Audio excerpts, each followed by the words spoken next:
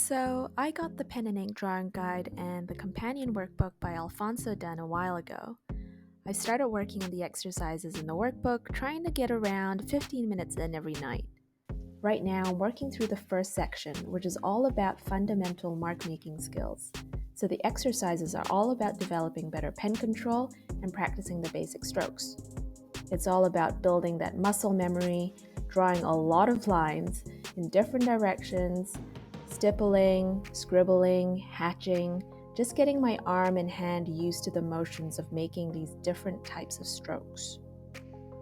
To be honest, it's a bit monotonous, but according to the book, if you study the drawings of many artists proficient in pen and ink, you will find that there are only a few recurring strokes in most of them.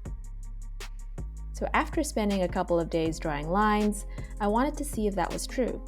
So I decided to do a study of one of Howard Pyle's illustrations. I've only recently discovered Howard Pyle. He was an American illustrator, painter, and storyteller from the 19th century and was known for the children's books that he both wrote and illustrated. One of those books is the story of King Arthur and his knights. You can actually find it on Internet Archive if you want to take a look. There are illustrations for each chapter of the book of the different characters and scenes in the story, and as you can see, they are so gorgeous and so detailed. My favorite drawing in the book is this one of Lady Guinevere. It looks very complex, but once you break it down, it's easy to see the basic strokes that make up each section. So let's take a look. Here you can see curved lines being used to indicate the folds of her clothing. For her hair, he's used flowing lines, which is exactly what I'd been practicing in the book. Along her jawline, he's used stippling. And then here, there's short, uneven hatching to show the grassy tufts and textures of the field. And here, he's used really layered cross-hatching on the building to push it into the shadows. I started the study by doing a pencil sketch of the illustration. I outlined the major elements and also drew in the shadow shapes, especially in the folds of her clothing, so I could fill in those shapes more easily once I started rendering. Once that was ready, I started on the smaller section, which was the detailing on the crown. My plan was to finish the more detailed sections like her hair, the feathers in her headpiece, and her sleeves and clothing before moving on to the larger sections like the field and the leaves. Everything went mostly to plan, but I had to keep reminding myself that it didn't have to be perfect. I was trying to match every mark to the original, but that was impossible. Letting go of that expectation made this exercise a lot less stressful and a lot more fun. So if you're thinking of giving this a go yourself, just keep that in mind. It's just a study. It doesn't have to be perfect, you're just doing this to learn something. So once I got past that little mental block, I could really focus on observing what was happening in each section.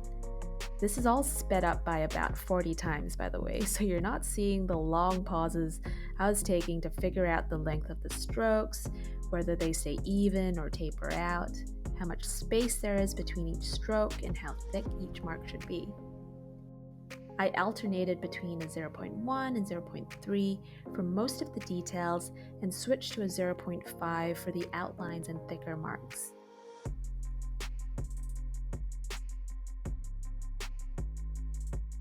I lost a lot of definition here with the garland she's holding.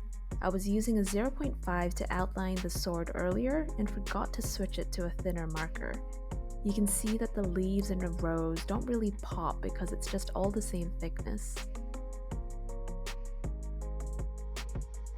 Filling in the field was surprisingly difficult. It was made up of short, uneven hatching, and it's actually quite difficult making random marks. What helped was looking at the white space in the field that didn't have marks and seeing how they look almost like waves, like how you sometimes see grass in a field moving together. With the trees on the left, I used scribbling to fill it in, and the little squiggles that scribbles leave behind create the perfect effect of the sky peeking through the leaves. With the larger tree, I drew ovals radiating out from her face to represent the leaves and filled it in with hatching.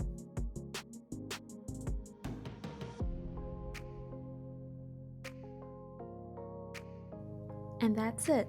I hope you enjoyed that. Let me know if you know of any pen and ink artists I should check out, and I'll see you next time. Bye!